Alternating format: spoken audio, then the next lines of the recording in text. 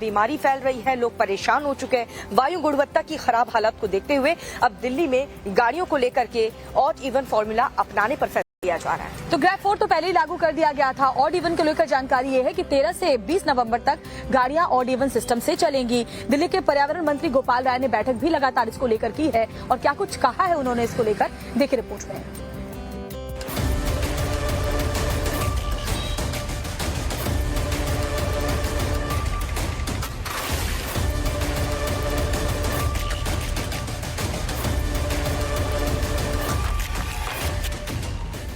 दिल्ली में प्रदूषण को कम करने के लिए कोशिशें जारी हैं, लेकिन प्रदूषण पर नियंत्रण अब तक नहीं हो सका है।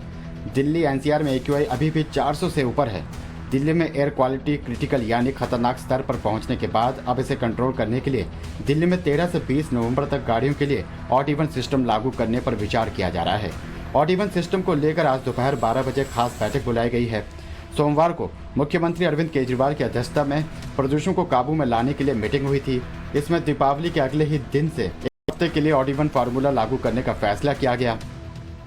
जो चूंकि ये संभावना दिख रही है कि दिवाली के बाद प्रदूषण का स्तर बढ़ सकता है, उसको देखते हुए दिल्ली के अंदर दिवाली के अगले दिन 13 नवंबर से 20 नवंबर तक एक हफ्ते का जो है वो ऑड इवन फार्मूला जो है वो दिल्ली में जो है लागू किया जाएगा।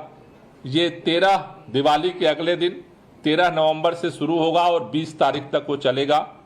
उस एक सप्ताह के ऑड इवन की समीक्षा करके उस समय जो प्रदूषण की स्थिति होगी उसकी समीक्षा करके फिर आगे का निर्णय लिया जाएगा।